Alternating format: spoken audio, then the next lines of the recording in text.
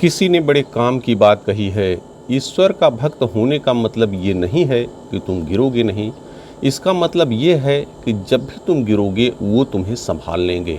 नमस्कार दोस्तों, एक छोटी सी कहानी, ये बहुत अमीर आदमी की कहानी है। एक बहुत अमीर आदमी थे, बिजनेसमैन थे, बड़े सेठ थे। एक बार वो जा रहे थे बाजार में, तो उनको एक भिखारी मिलता है जो बहुत ही हट्टा कट्टा था, स्वस्थ था, लेकिन वो भीख मांग रहा था। उसको देख करके नहीं लगा कि तो बहुत अच्छा है, ये कुछ कर सकता है। उन्होंने उसको बुलाया अपने पास, कहा तुम भिक्षा क्यों मांग रहे हो? तो कहता साहब हमारे पास कोई काम नहीं है, इसलिए हम भिक्षा मांग रहे हैं। कहा तुम कुछ करना चाहते हो? उन्होंने कहा हाँ, हमको काम मिलेगा तो हम क्यों नहीं करेंगे। तो जो बड़े आदमी थे उन्होंने कहा कि तुम ऐसा करो, तुम हमारे बिजनेस पार्टनर बन जाओ। Business partner? वो कहा हाँ बन जाऊंगा। अब वो तो बड़ा खुश हो गया, अरे आप तो हमको इतना बड़ा काम दे रहे हैं, आप भगवान के भेजे हुए कोई दूत जैसे हैं। उनके पैरों की तरफ बढ़ गया, कहने लगा। उन्होंने कहा, लेकिन फिर उसके मन में आया प्रश्न कि ये बताइए कौन सा बिजनेस हमें करना है और उसके बदले आप मुझसे क्या लेंगे? तो कहते ठीक, मेरी एक राइस मिल है, तो उसमें से चावल लाना बेचना और जो प्रॉफिट होगा वो हम शेयर कर लेंगे। तो कहता कि लेकिन आप शेयर कैसे करेंगे? 50-50% शेयर होगा कि 60% आप लेंगे, 40% हमें देंगे, कैसे करेंगे? तो उन्होंने कहा कि नहीं, तुम ऐसा करो, तुम मुझे जो भी प्रॉफिट होगा उसमें से 10% दे देना बस। अब वो और खुश हो गया और उनके पैरों पर पड़ गया। कहा आप वास्तव में भगवान के भेजे हुए दूत हैं, मैं ज़रूर आपकी बात मानूंगा और ये काम करने के लिए मैं सहर्ष तैयार हूँ। अगले दिन से बात बन गई। उन्होंने बताया उसको और कहा कि ठीक है, तुम वहाँ जाना, वहाँ से चावल ले आना और बेचना, जो प्रॉफिट होगा उसमें ध्यान रखना, जब पूरा महीना बीत जाएगा तो मुझे 10% दे देना। वो आदमी भिखारी जो था वो बड़ा हट्टा कट्टा सोच तो था, लेकिन वो मेहनती भी था।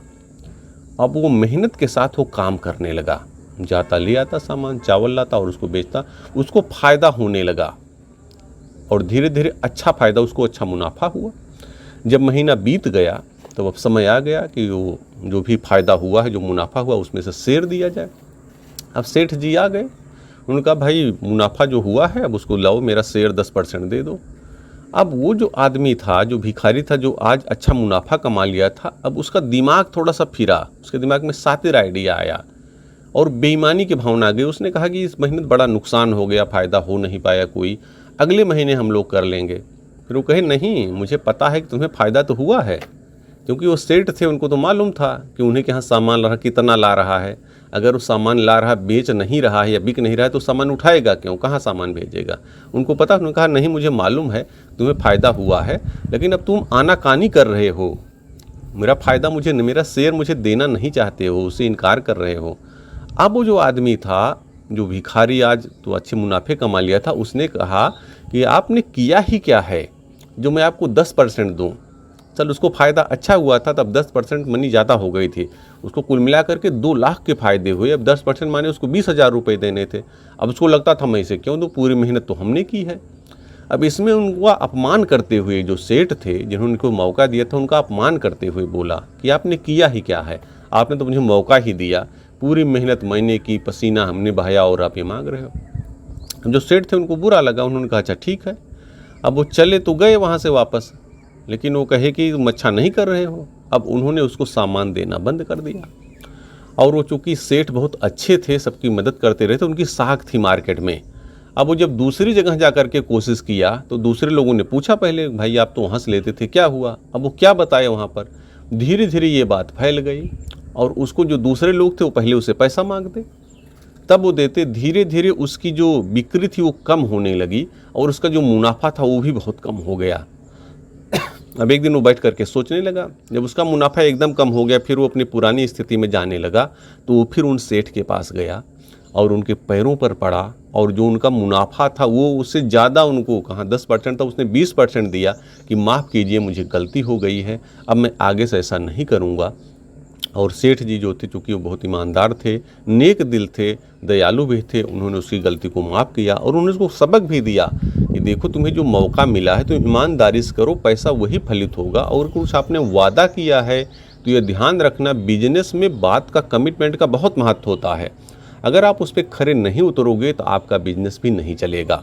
ऐसा कह करके वो उसको फिर से सामान देने लगते हैं और वो आदमी जो था वो जीवन में ग्रो करता है और ईमानदारी के साथ जो प्रॉफिट का शेयरिंग का भाग था वो उनको बराबर देता रहता है।